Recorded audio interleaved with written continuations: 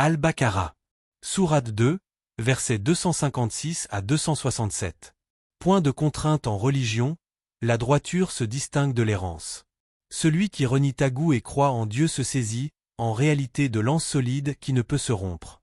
Dieu est entendant, omniscient. Dieu est le protecteur de ceux qui croient, il les fait sortir des ténèbres vers la lumière.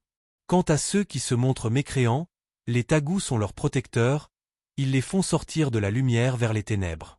Ceux-là sont les compagnons du feu, ils y seront éternels. N'as-tu pas vu celui qui, bien que Dieu lui eût donné la royauté, argumenta contre Abraham au sujet de son Seigneur.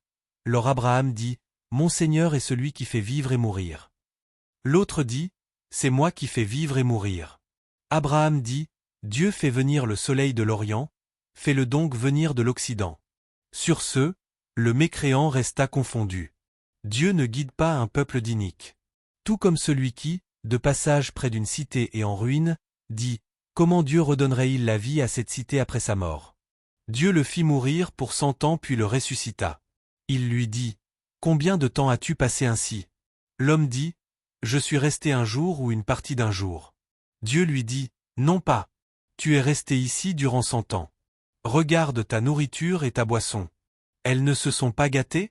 Regarde aussi ton âne. C'est que nous allons faire de toi un signe pour les hommes.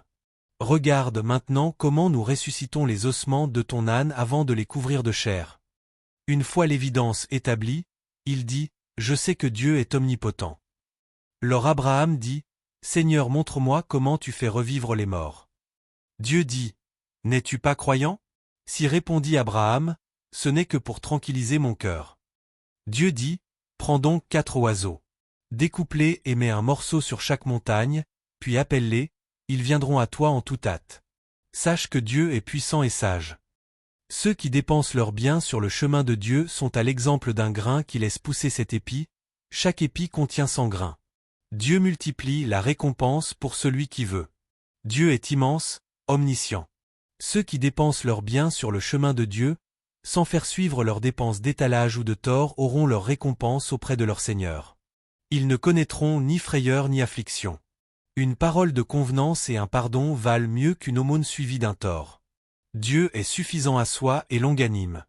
Vous qui croyez, ne rendez pas vos aumônes nulles par l'étalage et le tort, comme celui qui dépense ses biens par ostentation devant les hommes, sans qu'il ne croie en Dieu et au jour dernier. Il est comparable à une roche couverte de poussière, qu'une averse la touche, elle la laisse nue.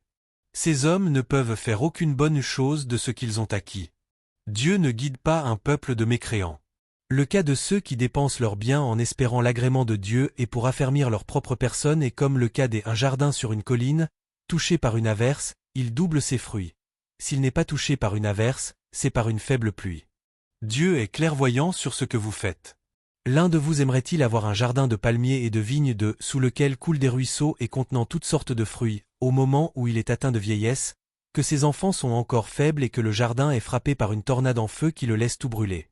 C'est ainsi que Dieu vous explicite les signes afin que vous réfléchissiez.